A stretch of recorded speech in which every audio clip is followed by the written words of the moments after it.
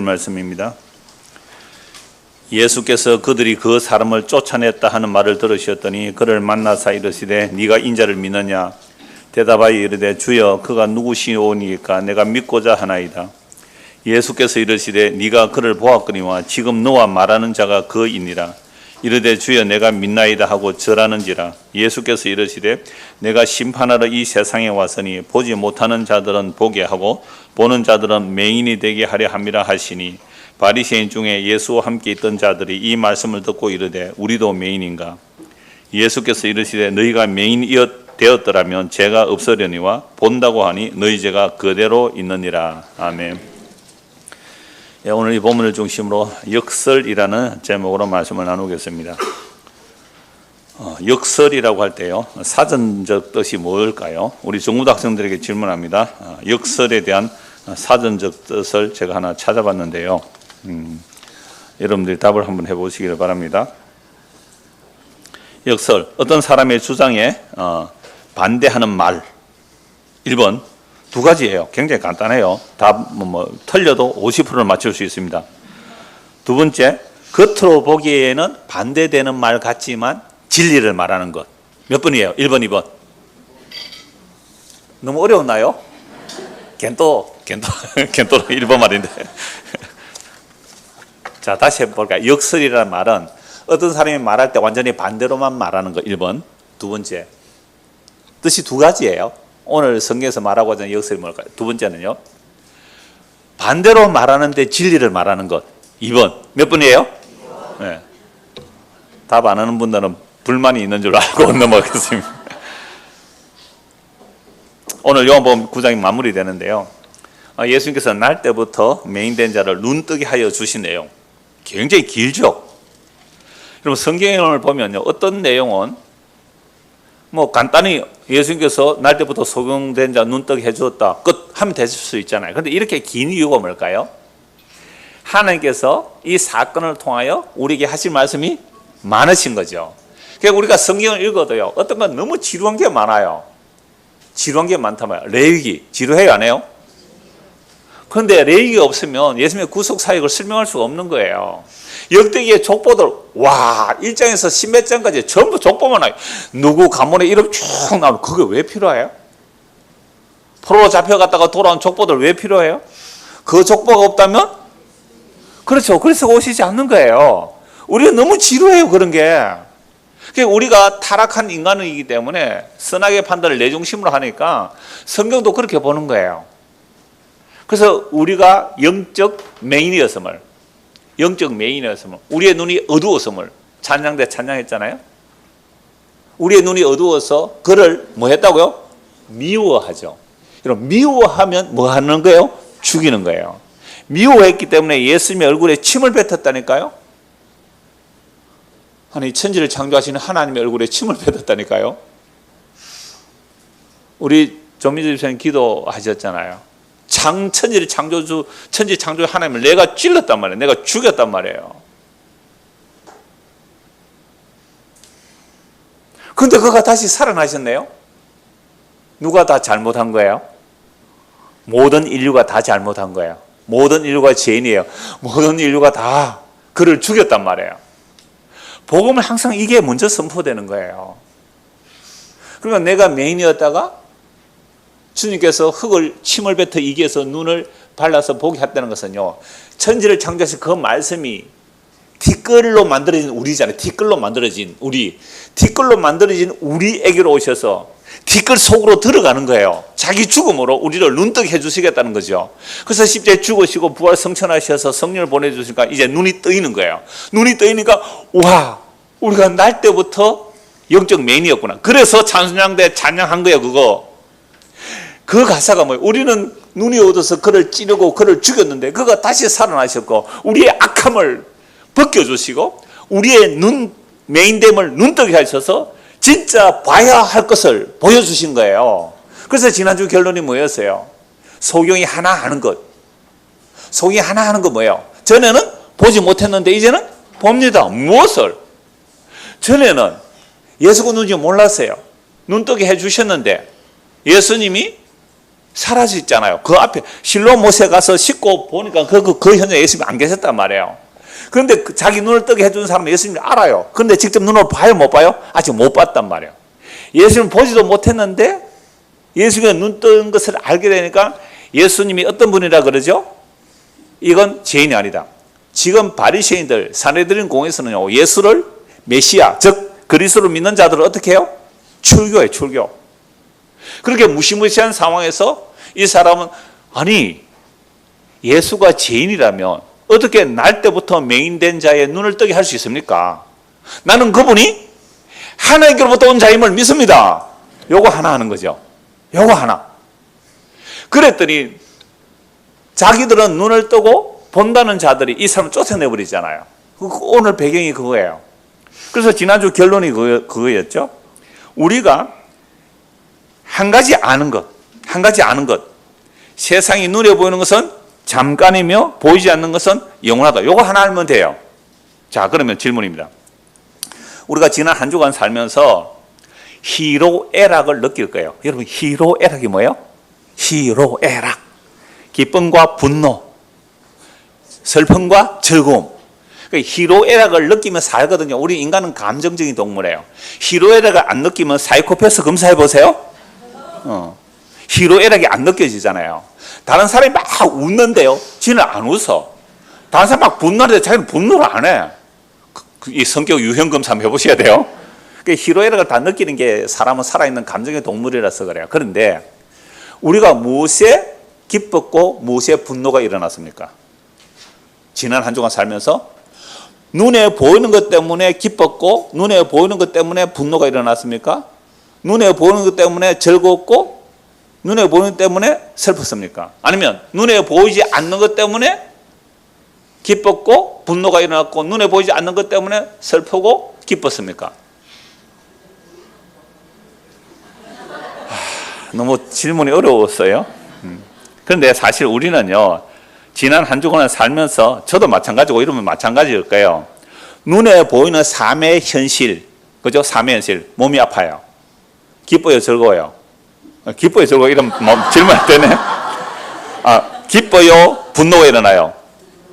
슬퍼요, 즐거워요? 그렇죠?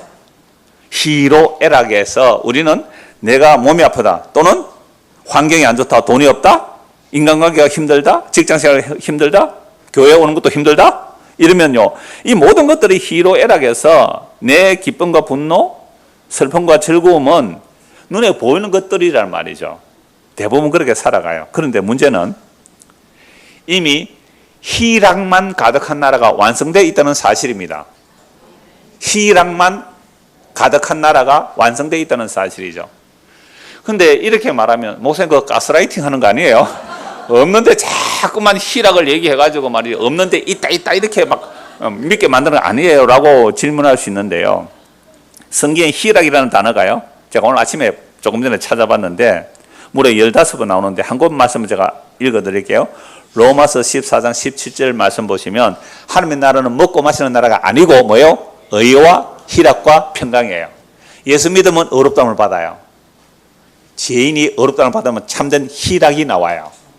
참된 희락이 있으면 그 결과가 평강이에요. 자, 그래서 성경에 말도 희락이 나오잖아요. 하나님의 나라는 희로애락 중에 뭐는 빠지고요? 로와 애는 빠지고 희락만 가득한 나라가 무슨 나라예요? 하나님의 나라예요. 그 나라는 뭐가 없어요? 슬픔이 없어요. 차등이 없어요. 줄 세우기가 없어요. 1등, 2등이 없단 말이에요. 진짜 희락만 있는 나라가 있어요. 근데 그거 지금 가스레이트 하는 거 아니에요? 없는데 자꾸 있다고 해가지고 뭐 좀 돈 좀 내놔라는 말 아니에요? 라고 들리는 분은 안 오셔도 됩니다. 그런데요, 이 희로애락이 뒤섞여 있는 이 삶, 우리는 막 노만 나오고 막 애만 나오는 이런 삶의 현장 속에서도 놀랍게도 진짜 희락을 맛볼 수 있어요. 언제? 하나님의 말씀 볼 때, 또요? 기도할 때, 또요? 찬송할 때. 저는 오늘 아침 이 찬송 110일 하다 울컥했어요. 찬송할 때. 그 다음에 예배할 때. 그런데요, 놀랍게도 아무것도 안 하고 무기력해 있을 때에 마음이 우울해요. 힘들어요. 아무것도 안 했는데 이상하게 내가 예상치 못한, 내가 예기치 못한 어떤 하늘로부터 오는 희락이 내 안에 물밀듯 밀려올 때가 있어요. 한 세 사람만 아멘 하셨어요?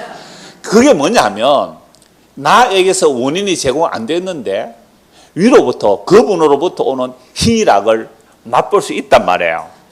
심지어 죄 가운데 있을지라도, 분명히 죄를 짓고 있는 중인데도 불구하고 그 죄 가운데, 물론 이 죄라는 것은 예수 믿지 않는 죄를 말하는 게 아니에요. 우리 일상적인 삶에서 나오는 죄들을 말하는 거죠. 그런 가운데 있는데도 갑자기 위로부터 임하는 예기치 못한 그 희락이 우리에게 임하는 거죠. 그게 오래는 못 가죠. 잠시 잠깐 맛볼지라도 여러분 그 힘이 없다면 못 견딥니다. 그 힘이 없으면 못 견딘다고요. 여러분들 몸이 아파 보신 분은 아실 건데요. 1분 동안 고통이 지속되면요 못 견딥니다. 1분 동안 계속 고통이 심하면. 근데 1분 동안 아프다가도 한 1, 2초 잠깐 쉬는 틈이 있어요. 그때 뭐예요? 그때 겨우 숨을 한숨, 이하의 한숨이 아니고 그 한숨이 나와요. 그러면 잠깐 숨을 쉴 수가 있다고요. 숨을 쉴 수 있어요. 제가 아주 오랜만에 지난주 수요일 하루 쉬는데 화요일 날 경기도 그 오프라인 모임을 한번 하고 왔거든요. 코로나 때 한 번도 못해서 얼굴 한번 보는 겸 했는데 거기서 몇 분들이 이 얘기를 하셨어요. 오랜만에 만나시니까 새로 오신 분들도 있고 해서 앞에 나와서 잠시 자기 소개도 하고 이야기하세요라고 한 20여 명 모였는데요. 그분들이 하는 말이 그거예요. 이제는 숨을 쉬게 됐습니다. 이제는 숨을 쉬게 됐습니다. 그 이야기잖아요. 우리가 교회로 온다는 것은요, 교회로 온다는 것은 우리가 물 밑에서 그 제가 자주 말씀드리잖아요. 그 해녀들이 물 밑에서 정말 3분 4분 숨을 참아요. 그렇게 전복 캐고 문어 잡고 이렇게 하지만 반드시 고개를 내밀어서 물 밖에 나와서 숨을 한번 쉬는 거죠. 숨비라 그래요. 숨비. 숨을 한번 쉬어야 돼요. 안 그러면요 심장 터져서 죽어요. 주일날은 뭐 하는 거예요? 하늘에 이 세상 자체가 아래 물 속에 갇혀 있고 물 아래 갇혀, 우리 다 물고기처럼 살아요. 그러니까 한번 주일날 나와서 고개 내밀고 뭐요? 하늘의 숨을 한번 쉬는 거잖아요. 이게 일상적인 삶의 고통과 고뇌와 힘듦과 아픔 가운데서도 예기치 못한, 내가 예상하지 않은 갑자기 물밀듯 밀려오는 그 하늘의 희락으로 인하여 잠시 몇 초간 숨을 쉬어야 살아갈 수 있어요. 우리가 죽을 때까지 이 몸을 가지고 있는 삶의 고통들은 오게 마련이란 말이죠. 그때 여러분 짧은 그 고통의 시간들이요 얼마나 길어버리는지 몰라요. 여러분들 그렇죠? 힘들고 괴로운 시간은 뭐요? 길어요? 짧아요? 너무 길어요. 힘들고 오랜 시간 너무 길어요. 여러분 학교 가서 공부하는 여러분 수업 몇 시간 해요? 중고등학생들 학교에 수업 몇 50분 해요?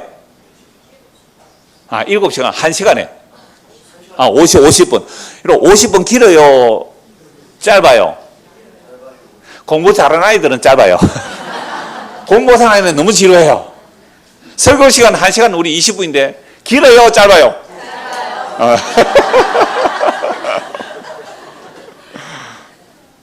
공부 잘하는 아이예요. 그러니까 내가 즐겁고 재미있으면요 1시간이 정말 몇 초 같고요, 내가 힘들고 괴로우면요 1분이 1시간보다 더 길어요. 1분이.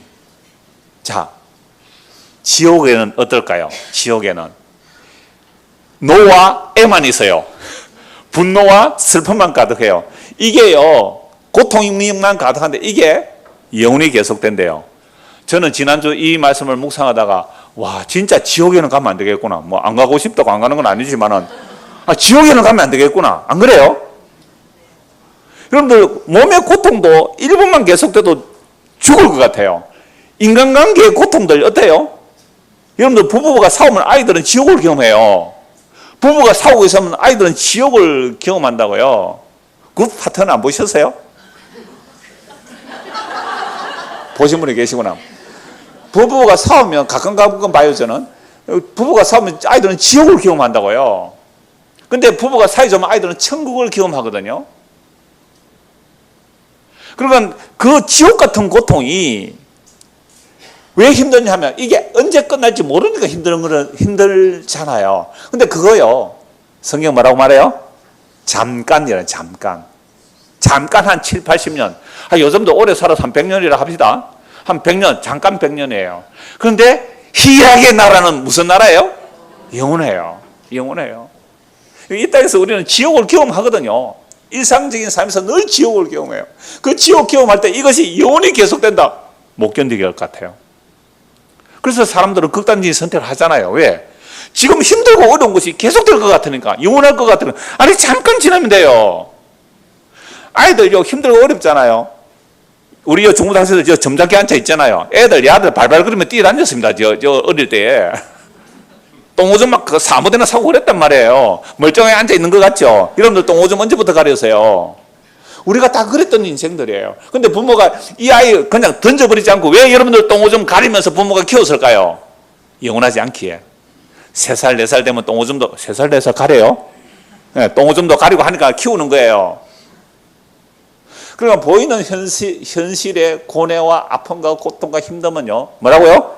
영원하지 않아요. 잠깐이에요. 보이지 않는 것은요, 영원해요. 그래서 희와 락은 영원한 세계가 이미 마련되어 있습니다. 노아의 삶은 보이는 잠깐이에요. 견뎌내세요. 견딜 힘을 견뎌내세요. 또 목사님 설교로에 그따위 식을 합니다, 이런 분이 계셔서 견딜 힘을 주십니다. 그게 믿음이고요, 그게 은혜예요. 자, 오늘 보면 35절 보십시오. 35절. 예수께서 그들이 그 사람을 쫓아냈다 하는 말을 들으셨더니 그를 만나서 이르시되 네가 인자를 믿느냐? 여러분, 예수님께서 날 때부터 맹인된 눈을 떼어주었잖아요. 눈을 떴는데 이 사람은 예수님 직접 보지는 못했죠, 아직까지. 그런데 이 사람이 그 바리새인들 앞에 예수가 메시아라고, 하나님의 아들이라고 바로 증언했어요. 그런데 아직 못 만났는데 이 사람이 유대 그 바리새인들로부터 쫓겨났어요. 34절 보세요. 33절. 이 사람이 하나님께로부터 오지 아니하면 아무 일도 할 수 없으리라. 그들이 대답하여 이르되 네가 온전히 제 가운데 나서 우리를 가르치냐고 이에 쫓아내어 보내네요. 이런 바리새인들 어떤 사람이에요? 자기들은 율법을 지켜서 의로운 자라고, 그런데 날 때부터 맹인된 주제에 네가 눈 떴다고 우리를 가르치느냐, 감히. 하루 강아지 법무선 줄 모르고 하면서 막 쫓아내버린 거예요. 쫓겨났다는 소식을 듣고 예수님께서 그 사람을 만나 주시죠. 35절. 예수께서 그들이 그 사람을 쫓아냈다 하는 말을 들으셨더니 그를 만나 이르되 네가 인자를 믿느냐? 각주 보면 뭐라고 되어 있어요? 하나님의 아들을 믿느냐? 자, 쫓겨난 자를 예수님께서 만나 주신다. 쫓겨난 자. 여러분, 유대 사회 속에서 유대에게서 출애를 시키는 자들이 어떤 사람일까요?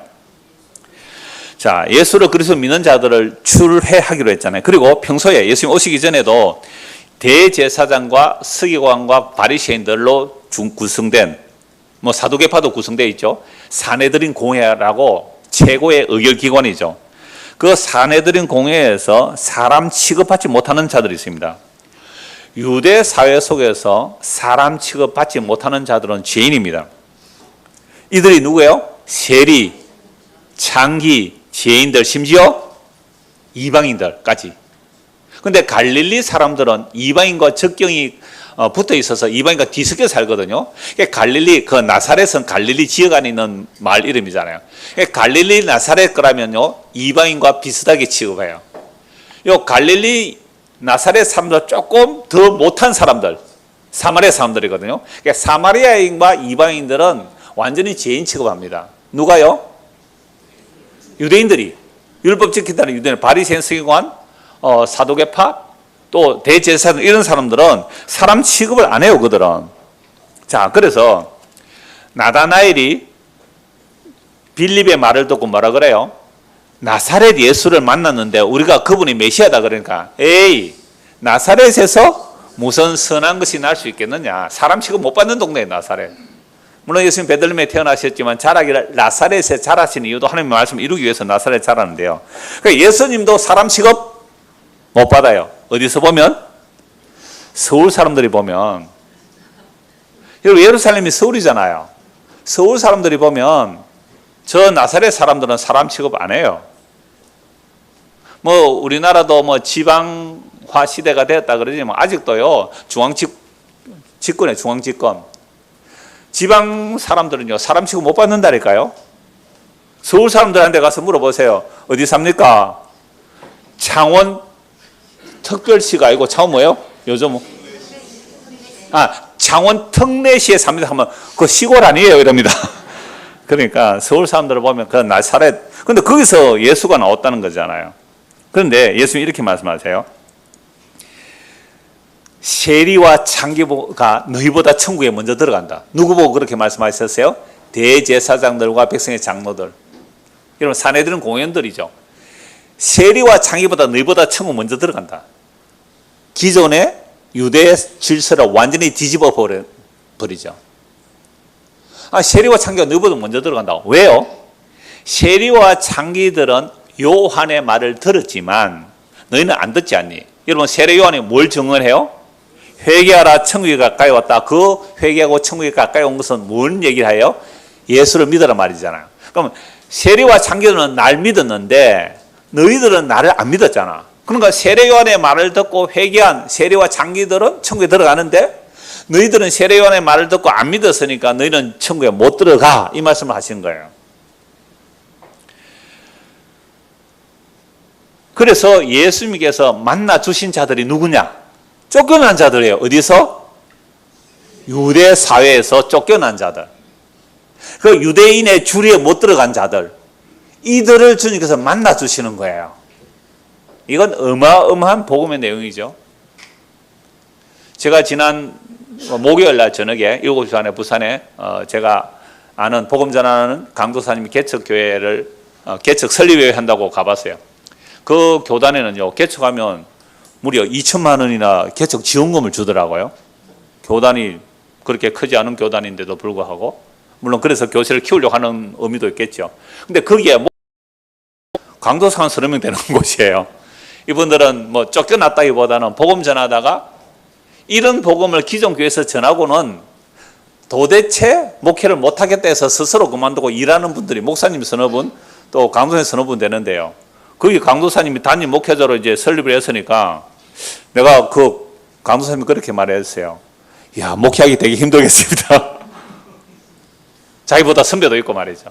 그런데 그들이 복음으로 이렇게 제도권 안에 들어와서 복음을 전하겠다 해서 제가 참 격려를 했어요. 필요합니다. 우리가 복음 전하다가 교단에서 쫓겨나면 뭐 쫓겨나는 상관없어요. 그러나 적어도 장로 교단에서 우리가 종교개혁의 원리를 따라, 또는 튤립이라는 말 들어보셨죠? 종교개혁의 원리 5대 원리예요. 그 원리를 따라 복음 전하는데 쫓아낸다면 그건 교단이 잘못한 거죠. 그래서 있는 분들이 몇 분 계세요. 만약 그렇지 않고 우리끼리만 모이면 그게 또 다른 개토화가 되어버려요. 그럴 이유가 뭐 있느냐? 물론 쫓겨나면 그럴 수 있죠. 자, 그런데 2000년 전에 유대사에서 쫓겨난 자들 누구라고요? 지금 날 때부터 눈을 뜬 이 사람, 예수가 누군지 알고 믿는 사람은 유대사에서 쫓겨난다니까요. 정말 희한한 일이 아니에요. 유대사에서 유대교가 누굴 기다리고 있었어요? 메시아를 그렇게 기다렸는데 갈릴리 나사렛 출신 예수가 그 메시아라고 말하면 어떻게 해요? 쫓아낸다니까요. 그런데 그렇게 쫓겨난 자들을 예수님께서 어떻게 해요? 만나 주시죠. 36절입니다. 네가 나를 믿느냐? 36절 대답하여 이르되 주여 그가 누구십니까? 내가 믿고자 합니다. 예수님을 보기 전에도 믿으세요? 안 믿으세요? 믿었어요. 보기 전에도 믿었단 말이에요. 그런데 직접 눈 뜨고는 처음 보잖아요. 내가 믿고자 합니다. 37절 같이 한번 읽읍시다. 예수께서 이르시되 네가 그를 보았거니와 지금 너와 말하는 자가 그이니라. 여러분 예수님의 독특한 화법이죠. 사마리아 우물가에 여인과 대화하다고 이렇게 말씀하셨잖아요. 어디서 예배해야 됩니까? 하나님은 예배하는 자를 찾으시는데 사마리아도 예루살렘도 아니다. 그러니까 장소와 시간의 문제가 아니라는 거죠. 영과 진리로 예배할 때가 오늘 곧 이때다라고 말씀하시죠. 그러면 예수님께서 만나 주시는 그 현장이 뭐예요? 예배의 현장이 되죠. 그러니까 날 때부터 소경된 자, 예수님의 눈을 뜨게 해주셨어요. 예수님을 믿었어요. 근데 예수님이 눈 뜬 그 사람을 만나 주시는 그 현장, 절하죠. 그게 예배예요. 그 다음에 사마리아 우물가의 여인은요, 남편이 몇 명이었어요? 지금 6번째 남자고 사는데 그것도 지 남편이 아니에요. 그런 여인이 예수님과 예배의 대화를 하다가 예수님께서 뭐라고 말씀하세요? 너와 말하는 내가 그다, 이렇게 말했거든요. 그러니까 이 여자가 메시아 곧 그리스도가 오시면 어디서 예배해야 할지 알려주실 텐데요 라고 하니까 내가 바로 그다 라고 하니까 이 여자가 어떻게 해요? 물동이를 버려두고 동네에 가서 내가 메시아 만났다고 전도하러 가잖아요. 얼마나 놀라운 일이 일어난 겁니까? 이게 눈 뜬 거예요. 예수님께서 우리에게 오셔서 오늘은 어떻게 예수님 우리에게 와서 만나주시겠어요? 성윤아, 내가 너를 부르노라, 뭐 이렇게 만나주실까요? 기록된 말씀이에요. 이 말씀으로 우리를 만나주시는데요, 그것도 성령의 역사로. 그러면 예수님께서 지금 하늘 보좌 우편에서 성령을 보내주셔서 이 기록된 말씀을 통하여 예수가 누군지 알고 믿게 되면 그게 눈 뜨는 거예요. 사마리아 우물가의 여인이 예수를 만난 거예요. 메인이 눈 뜬 거예요. 그래서 예수님께서 내가 그다라고 하니까 물동이 던져놓고 전도하러 가잖아요. 그리고 날 때부터 소경된 이 사람이 내가 너에게 말한 내가 그다. 예수님이 독특한 화법이에요. 다시 한번 보시죠. 예수께서 이럴 때 네가 그를 보았거니와 지금 너와 말하는 자가 그이니라. 에고이미, 내가 그야. 그럼 메시아가 그분이라는 말이잖아요. 내가 널 눈뜨게 해주었다. 38절 같이 읽읍시다. 이르되 주여 내가 믿나이다 하고 절하는지라. 자, 내가 믿나이다 하고 뭐요? 절하는지라. 절하는지라. 요 절한다는 단어가요, 예배라는 단어와 같아요. 자, 요한복음 4장 한번 보시죠. 요한복음 4장입니다. 우리말로 절한다라고 되어 있는데 이 예배라는 단어 똑같은데요. 4장 20절 보세요. 요한복음 4장 20절. 우리 조상들은 이 산에서 예배하였는데, 요 예배라는 단어는 뭐 전시사에 따라 발음이 약간 다르지만 같은 어원입니다. 우리 조상들은 이 산에서 예배하였는데 당신들의 말은, 즉 유대인들의 말은 예배할 곳이 예루살렘에 있다 하더이다. 예수께서 이르시되 여자여 내 말을 믿어라. 이 산에서도 말고 어디요? 사마리아. 예루살렘도 말고. 근데 사마리아도 아니고 예루살렘도 아니고 너희가 아버지께 예배할 때가 이르리라. 너희는 알지 못하는 것을 예배하고 우리는 아는 것을 예배하노니 이는 구원이 유대인에게서 나며. 이거 이사야 28장의 말씀을 인용해서 하신 말씀이에요. 구원이 예루살렘에서 나오고 시온에서 나온다는 것은 바로 유대인에게 나온다. 사마리아 여인에게 말씀하는 거예요. 아버지께서 참되게 예배하는 자들은 영과 진리로 예배할 때가 오는 곧 이때라. 그러니까 시간과 장소가 아니죠. 이때라. 그러면 예수님께서 사마리아 여인에게 말씀하는 이 현장이 뭐예요? 예배의 때라는 거잖아요. 아버지께서 자기에게 이렇게 예배하는 자들을 찾으시느니라. 하나님의 영이시니 예배하는 자가 영과 진리로 예배할지는 하나님의 영이 임하여 진리로 예배할 때가 온다 라고 할 때 요 예배라는 단어하고 방금 읽었던 38절 다시 보십시오. 요한복음 9장 38절. 이르되 주여 내가 믿나이다 하고 절하는지라. 요 절한다는 단어하고 뭐예요? 예배하고 같은 단어에 절에다가 그 예배 이렇게 적어두셔도 되는데요. 이거 제가 오래전에 말씀드렸고 복음 칼럼란에도 올렸는데 한번 보신 분 계세요? 예배라는 복음 칼럼 올리신 분? 예, 별 관심이 없는 줄 알겠습니다.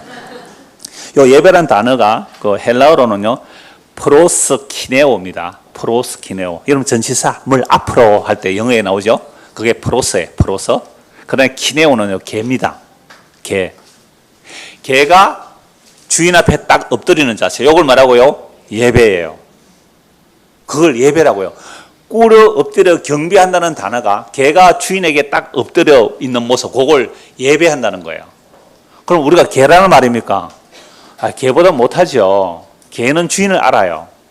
소도 나기도 주인을 알아요. 그런데 우리는 하나님 아버지를 모르잖아요. 그럼 개보다 못하죠. 그럼 진짜 충성된 개는 어떤 개인지 아세요? 주인이 주는 음식만 먹어요. 주인 밥상에 딱 앉아 있는데요, 다른 사람이 진짜 맛있는 소고기를 던져줘도 먹어요, 안 먹어요? 안 먹습니다. 어떤 개는요? 제대로 된 개는 그리고 주인이 음식을 주어도 안 먹어요. 저는 진짜 그런 개를 봤거든요. 제가 아는 목사님 중에 정말 개를 얼마나 잘 키우는지 몰라요. 이분은요, 그래서 그 개를 키우면 주변에서 그래요. 저놈의 개는 전 세계 나라를 구했나? 여러분, 개는 운동 좋아하거든요. 이 목사님이 하루에 한 2시간 걷기 때문에 시골에서 정말 개를 2시간 운동하니까 개가 얼마나 좋아하는지 몰라요. 심지어요, 어디에 가면 몇 시간 동안 차에 타고 가잖아요. 5시간, 6시간 차 안에 가만히 앉아 있어요. 심지어 차 안에서 오줌도 안 눕니다. 밖에 나가야 오줌 넣어요. 그 정도로 훈련이 잘 돼 있어요. 그러니까 이 주인이 개에게 음식을 딱 줬을 때요, 주인이 줘도 먹으라고 해야 먹습니다. 주인이 주는 음식조차도. 나는 진짜 충성된 개를 보았거든요. 그 개가 딱 주인 앞에 엎드리는 요걸 뭐라고요? 예배예요, 단어. 예배라는 단어가 그거예요. 예배라는 단어가. 나를 감히 개 취급합니까? 이 예배 드리는 자의 자세가 아니거든요. 주인 앞에 딱 엎드리는 거예요. 마치 수르보레 여인이 예수의 발 앞에 엎드리는 것처럼. 오늘 날 때부터 맹인된 이자가 예수님의 발 앞에 뭐예요? 절했습니다. 엎드려 절하는 거예요. 이게 뭐라고요? 예배하는 거예요. 딱 개가 주인 앞에 탁 엎드려서 주인의 눈만 바라봐요. 주인의 입만 바라봐요. 주인의 손만 바라봐요. 척 뛰어가서 물고 와요. 이걸 예배라고 해요. 우리는 이런 예배 하고 있습니까? 우리는 정말 충성된 개가 주인의 말에 온 신경을 다 곤두세우는 그런 예배를 합니까? 아니면 주인을 물어 죽이는 미친 광경병든 개입니까? 세상에 개가 미치면 주인을 물어 뜯잖아요. 우리는 예배가 아니에요. 진짜 주인을 잡아 묶고 뜯어 먹은 광경병 들린 개들이에요. 그래서 놀랍게도 자기의 살을 주신다고요. 자기의 피를 뜯어 먹힌다고요. 그리고 우리를 살려주시는 거잖아요. 이래서 제정신이 들어왔어요.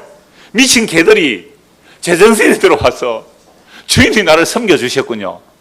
주인의 살과 피를 주셔서 우리를 살려주셨군요. 우리가 미친 광경병든 개처럼 주인을 뜯어먹었는데 그 주인의 살을 먹고 마시는 자는 생명 없고 눈이 떠져주고 정말 당신이 나를 위해서 죽어야 내가 사는 거지 하고 주인 앞에 탁 엎드리면 뭐가 되는 거예요? 그게 예배입니다. 그게 프로스키네오. 그 주인 앞에 엎드리는 개들이란 말이에요. 이게 나는 예배라는 단어를 사용한 것에 대해서 너무 감사하게 생각해요. 와, 예배는 이런 거구나. 예배는 이런 거구나. 그래서 옛날 때부터 소경이요, 예수님의 절했다는 거예요. 그냥 우리 동양적 표현으로 아이고 높으신 분에게 뭐 절했다는 게 아니에요. 개가 주인 앞에 바짝 엎드리듯이 당신이 나를 눈뜨게 하셨군요. 당신의 죽음으로. 여러분, 예수께서 왜 흙을 이겨요? 천지를 창조하신 그분이 티끌 같은 우리에게 오시기 위해서 자기가 티끌로 들어오셨잖아요. 티끌에 뒤섞여서 죽음으로 우리를 살려내시는 거잖아요. 그걸 알고 나니까 이 눈뜬 자가 예수의 발 앞에 탁 엎드려서 절하는 거예요. 이게 요한복음 4장의 예배라는 단어하고요 똑같은 거예요. 절한다는 거. 전혀 예배의 개념이 달라지죠. 39절입니다. 예수께서 이르시되 내가 심판하러 이 세상에 왔으니 보지 못하는 자들은 보게 하고 보는 자들은 맹인이 되게 하려 함이라 하시니, 요걸 두 단어로 뭐라고요? 역설이라고 하죠. 이게 바로 역설이에요. 자, 예수님께서 심판하러 왔다고 그러는데 심판하러 왔다면 다 심판만 해야 되잖아요. 그러니까 보지 못하는 자들은 보게 하고, 이거는 뭐예요? 심판이에요, 구원이에요? 구원이잖아요. 그러니까 반드시 구원도 심판을 통한 구원이에요. 그냥 구원이 아니에요. 심판을 통한 구원이고요. 그 다음에 보는 자들은 뭐 하게 하려고요? 맹인 되게 하는, 요거 뭐예요? 심판이잖아요. 요한복음 3장을 한번 보시죠. 예수님이 왜 오셨는가? 자, 우리는 요한복음 3장 16절을 너무너무 많이 외우다시피 하는데요. 자, 16절부터 보죠. 하나님이 세상을 이처럼 사랑하사 독생자를 주셨으니 이는 그를 믿는 자마다 멸망하지 않고 영생을 얻게 하려 하심이라. 예수님이 왜 오셨어요? 이처럼 세상을 사랑했대요. 그래서 독생자 주셨으니 누구든지 그를 믿는 자마다 멸망하지 않고 영생을 얻는다. 그러니까 이 말씀만 강조를 해요. 그러다면 믿고 안 믿고는 누구에게 달린 거예요? 우리에게 달린 게 되어버리죠. 이게 알미니안이라 그래요. 이러면 이게 가톨릭이 되는 거예요. 이 행위 구원이 되어버리는 거예요. 그런데 이 세상을 이처럼 사랑해서 독생자를 주셨는데 누구든지 믿으면 멸망하지 않고 영생을 얻는데요. 그러나 이 일을 하기 위해서 무슨 일을 해야 되는가 하면요. 14절 보세요. 모세가 광야에서 뭐요? 뱀을 든 것 같이 인자도 들려야 하리니. 뱀을 들어서 광야에서 물려 죽는 자들이 뱀을 쳐다보고 살았잖아요. 예수께서 저주받아 죽는 그 십자가에 달려 죽어야 뭘 얻는 거예요? 영생 얻는 거예요. 그러니까 요한복음 13장 16절을 얘기하려면 반드시 14절부터 얘기해야 돼요. 근데 우리는 14절 다 떼버리죠. 어떻게 하든지 사람을 설득시켜서 어떻게 하든지 교인 만들어 보려고. 안 돼요, 그거. 그래서 17절. 하나님이 그 아들을 세상에 보내신 것은 세상을 심판하려 하심이 아니요 그로 말미암아 세상이 구원을 받게 하려 하심이라. 그러면 예수님 오신 것은 뭐예요? 심판하러 왔어요? 구원하러 왔어요? 근데 심판 곧 정죄인데요. 구원하러 왔다고 하는데 문제는 18절 보세요. 그를 믿는 자는 뭘 받지 않고 심판을 받지 않는 것이요 믿지 않는 자는 하나님의 독생자 이름을 믿지 않으므로 벌써 심판을 받은 거예요. 그러면 아담의 타락 이후로 모든 인간들은 심판을 받은 거예요? 받을 거예요? 그렇죠? 그럼 아담의 타락 이후로 모든 인간은 심판을 받았습니다. 심판 아래 있는 거예요. 심판 아래 있기 때문에 죽었더라 죽었더라예요. 아담의 후손들 족보가 뭐예요? 죽었더라. 죄의 삭은 사망이더라. 그 죽음의 세상에서 영원한 생명이 오셔서 자기 죽음으로 심판 아래 있는 우리를 살려주시는 거예요. 이게 복음이란 말이에요. 그럼 어떤 자들이 이 예수를 알고 믿게 되는가? 아까 그랬잖아요. 유대사회에서 어떻게 해요? 쫓겨난 자들, 사람 취급 못 받는 세리제인, 창기들, 이방인들, 이들이 사마리아인들, 이런 이들이 예수님을 만나게 된다는 것. 이걸 뭐라고요? 두 단어로 역설. 그러니까 자기는 보고 듣는다는 사람들, 다시 오늘 본문을 보십시오. 자, 예수께서 이르시되 내가 심판하러 이 세상 왔으니 보지 못하는 자들은 보게 하고 보는 자들은 맹인이 되게 하려 함이라 하시니 바리새인 중에 예수와 함께 있던 자들이 이 말씀을 듣고 이르되 우리도 맹인인가? 바리새인들 중에 예수님과 함께 있는 사람들 중에 우리도 맹인인가? 이 말은 뭐예요? 나는 맹인 아닌데. 제가 맨날 죄인 구원하러 왔다니까 여러분들 가운데 맨날 죄인이라 내가 죄인인가? 라고 하는 사람이 있다면 이 미친 개입니다. 이 광견병 들렸어요. 광견병 들렸어. 주인이 뭔지 모르고 주인을 물어 제끼는 그 모습에 그걸 죄라 그래요. 주여, 맞습니다. 내가 날 때부터 맹인이었군요. 라고 하는 자는 죄가 없어요. 왜요? 주님께서 용서해 주시니까. 나는 죄가 없어요. 나는 봐요. 성경 알아요. 나 복음 알아요. 복음 전해요. 너는 죄인이에요. 그들은 심판당하는 거예요. 이들은 자기 의를 붙드는 자들이잖아요. 천국은 자기 의로 못 가는 나라입니다. 자기 의로 못 가는 나라. 내 공로, 내 자랑, 내 어떤 행위로 못 가는 나라예요. 그래서 나는 봅니다. 나는 죄가 없습니다. 나는 율법 다 지킵니다. 너는 아직도 맹인이야. 섰다고 하는 자는 넘어질까 조심해라는 말씀이 이 말씀이에요. 나는 아무것도 모릅니다. 우리 손장로님 아드님이 목사님인데 일하세요. 그분이 거기에 하시는데 그분이 설교 중에 이 얘기를 하시더라고요. 목사인데요. 목사 안 하고 이제 일반 일을 하시는 분인데 이 말씀 하더라고요. 시영이 잘 들어라. 몇 주 전에 질문했잖아요. 목사님 교회 오면 예수님만이 진리라고 그러잖아요. 근데 절에 가면 부처도 진리라 그러잖아요. 어떻게 해요? 목사님 그 말씀 하신 거예요. 내가 예수를 믿습니다. 그런데 가끔씩요. 확신도 가집니다. 그런데 가끔씩요. 그런데 내가 믿는 게 진리가 아니고 부처가 진리라면 어떻게 하지? 라는 마음이 든대요. 누가요? 목사님이. 그러니까 너무 걱정하지 마세요.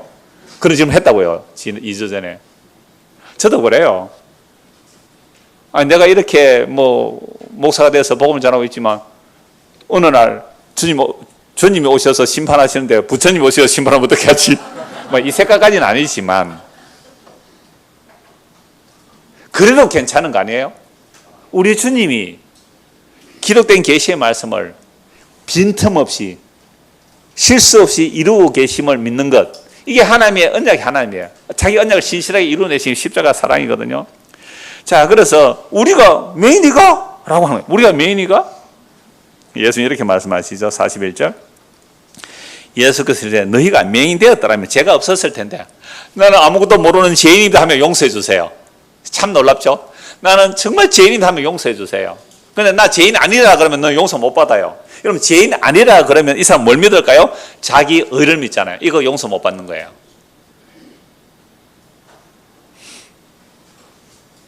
예수님께서는 의인을 부르러 오셨어요? 죄인을 부르러 오셨어요? 그렇죠. 나는 죄인 아니에요. 예수님과 상관없는 사람이에요. 나는 죄인 아니에요. 예수님과 상관없어요. 병든 사람이 병원 가죠. 물론 병들어도 안 가는 고집쟁이가 있긴 합니다만 병들어서 의사를 찾잖아요. 그런데 건강한 사람은 의사가 필요 없거든요. 여러분, 예수님은 죄인을 구원하셨기 때문에 나는 죄인이에요. 나는 의가 하나도 없어요. 그래, 너는 죄가 없어 구원해 줄게 라고 하시고요. 나는 의인이에요. 난 죄인이 아니에요 라고 하는 사람은 예수가 필요 없기 때문에 그럼 천국 못 간다 이 말입니다. 너무 간단하잖아요. 어려워요?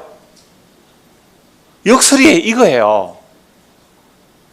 그래서 제가 이 역설 두 곳 정도 말씀 보고 마무리하려고 합니다. 성경을 세 곳 봐야 되겠는데요. 역설이 어떻게 나타나는지 누가복음 6장을 한번 보십시오. 누가복음 6장 20절. 얼마나 역설인지요. 그러니까 2000년 전 예수님이 이 땅에 오심이 벌써 종말이에요. 종말이기 때문에 뒤집어지는 거예요. 모든 가치관이 뒤집어지는, 이걸 역설이라 그럽니다. 6장 20절. 마태복음 5, 6, 7장에 나오는 말씀이 요약할 것 같습니다. 6장 20절. 예수께서 눈을 들어 제자들을 보시고 이르시되 너희 가난한 자는 복이 있나니 하나님의 나라가 너희 것이며. 누가 복이 있다고요? 세상에. 가난한 자가 복이 있다. 두 번째요. 지금 줄인 자는 복이 있나니 너희가 배부름을 얻을 것이며 지금 우는 자는 복이 있나니 너희가 웃을 것이며. 지금 줄이는데 뭐가 복이 있어요? 배고픈데. 지금 우는데 무슨 복이 있어요? 전부 역설이죠. 인자로 말미암아 사람들이 너희를 미워하며 멀리하고 욕하고 너희 이름을 악하다 하여 버릴 때에는 너희에게 복이 있도다. 그 날에 기뻐하고 뛰놀라. 하늘에서 너희 상이 큼이라. 그들의 조상들이 선지자들에게 이와 같이 하였느니라. 그러나 화이설진저 너희 부요한 자여 너희는 너희의 위로를 이미 받아도다. 화이설진저 너희 지금 배부른 자여 너희는 줄이로다. 화이설진저 너희 지금 웃는 자여 너희가 애통하며 울리로다. 모든 사람이 너희를 칭찬하면 화가 있도다. 그들의 조상들이 거짓 선지자들에게 이와 같이 하였느니라. 이걸 두 글자로 뭐라고요? 역설. 가난하고 줄이고 우는 자가 복이 있다고 말합니다. 예수님 때문에 핍박당하고 요고 듣는 자가 복이 있다고 그래요. 근데 지금 부유하고 배부르고 웃는 자들이 화가 있다고 합니다. 이런 역전이 언제 일어날까요? 모든 구약성경에서 메시아 오시면 이런 역전이 일어난다 그랬어요. 심판과 구원이 동시에 일어난다. 모든 구약의 선지자들이 예언한 대로 예수님 오셔서 지금 역전을 일으키고 계세요. 근데 눈에 드러나요? 별로 안 드러나요? 별로 안 드러나죠. 자, 우리 중고등학생들 춘향전 읽어보셨어요? 춘향전이 뭔지 아세요? 변사또의 수청을 거절한 춘향이는 옥에서 울고 있죠. 사또는 잔치하고 배부르고 웃고 있어요. 그런데 암행어사가 딱 볼 때는 어때요? 지금 웃고 배부른 변사또는 어떻게 해요? 심판받아야 되고 울고 있는 춘향이는요? 옥에서 나와서 신랑을 맞이하잖아요. 그 신랑 이름이 뭐예요? 이몽룡이를 만날 수 있잖아요. 그런데 예수님께서 2000년 전에 오셔서 이 역전을 일으키는데 눈에 드러나지 않아요. 왜 그렇게 할까요? 예수님이 재림 때까지 역전은 이미 2000년 일어나고 있는데 정말 재림할 때까지는 이 세상에서 이 복음이 전해지기 때문에 안 드러내요. 암행어사 출도해라고 안 하셨다고요. 아직. 암행어사 출도해 하면 완전히 역전이 일어나는데 안 하셨어요. 언제까지요? 예수님 다시 오시는 날까지는 암행어사 출도해 안 해요. 천사들의 나팔 소리가 울려날 때에 예수님께서 천군천사 함께 오면 이 세상이 우와, 우리가 2000년 전부터 예수님 재림 때까지 전부 종말이거든요.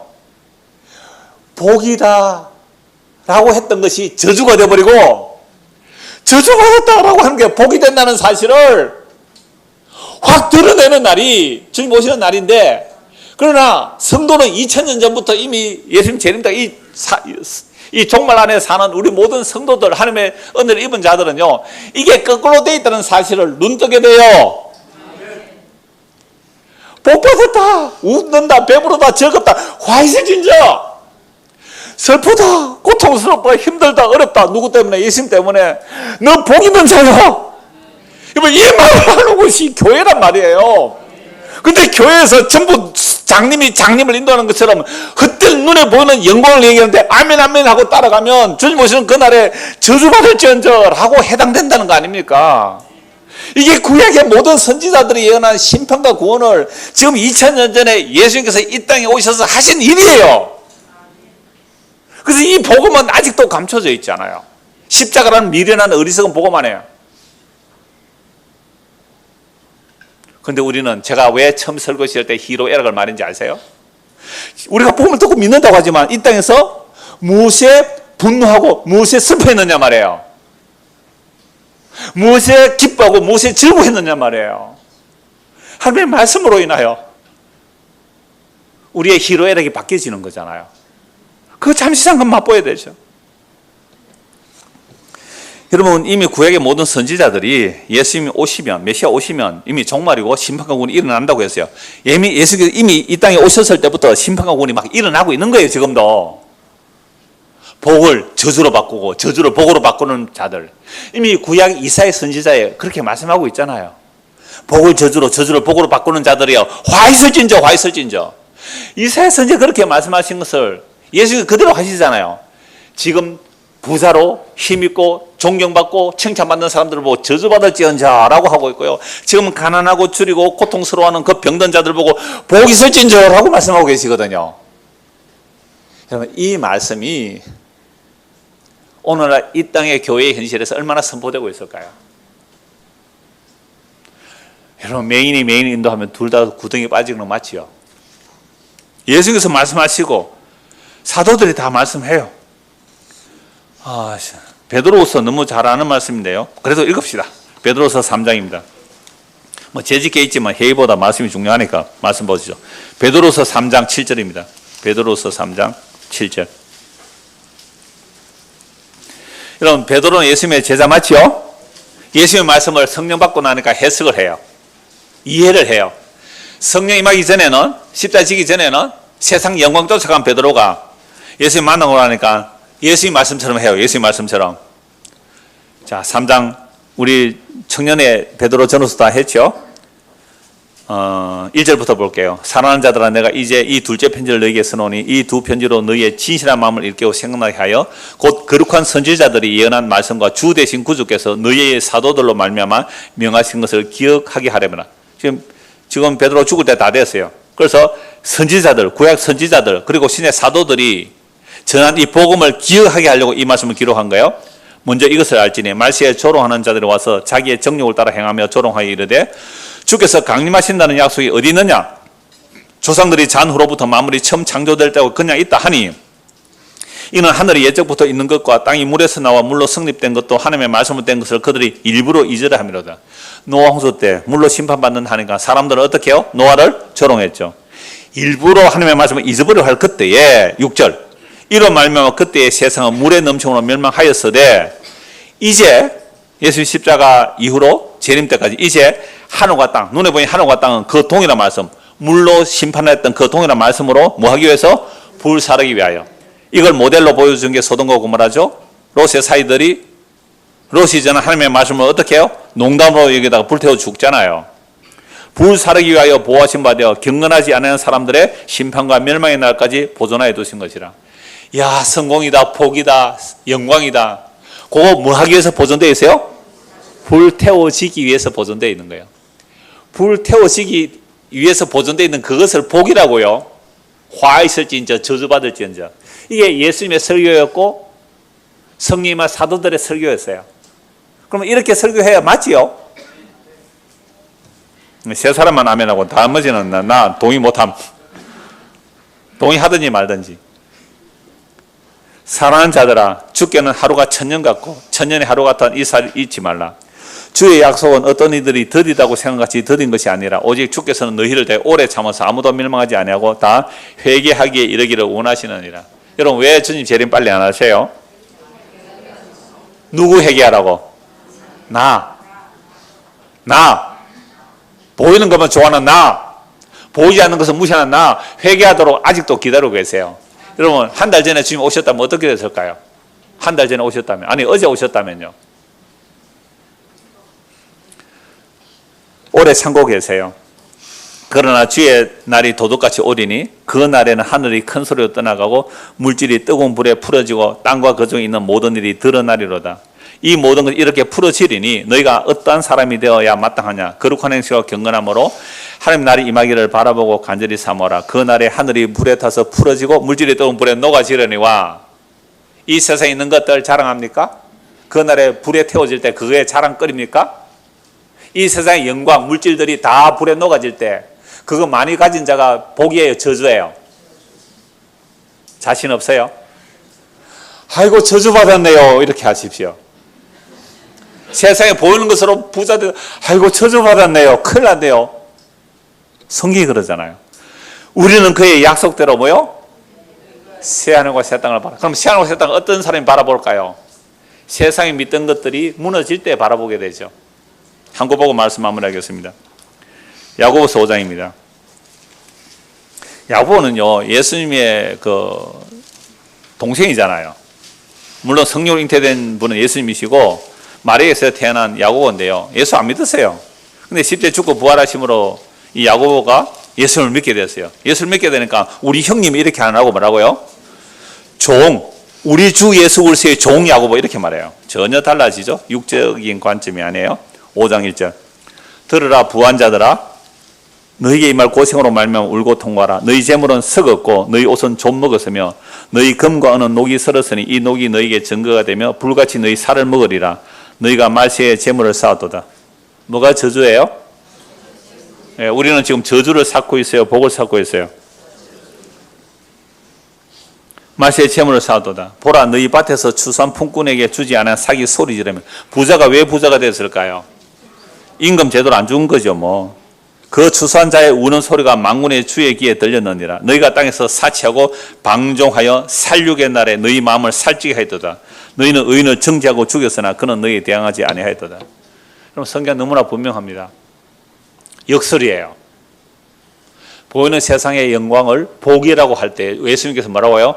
화 있을 진저 그랬죠. 베드로도 그랬고 야고보도 그랬고 모든 성령님한 사도 다 이렇게 전했어요. 오늘 저 여러분에게도 성령 임하여 예수님께서 말씀하신 그 말씀 그리고 사도들이 전한 그 복음의 내용이 우리에게도 눈이 떠여져서 이 복음의 내용이 들리고 보여지고 믿어지는 이 은혜가 우리 모두에게 임하기를 소원합니다. 기도하겠습니다. 하나님 아버지, 날 때부터 소경되었던 자가 눈을 뜨게 되고 예수님이 누군지 알게 되자 예수님 앞에 엎드려 절하였습니다. 그것이 예배였습니다. 주여 우리의 눈을 뜨게 하셔서 우리도 예수의 이름, 사람들이 싫다고 버려버린 미련하고 어리석은 십자에서 다이루었다는 그 예수의 이름에 무릎을 꿇는 참 개가 주인 앞에 엎드리듯이 그렇게 예배하는 우리가 되게 하여 주옵소서. 예수 그리스도를 받들어 기도드리옵나이다. 아멘.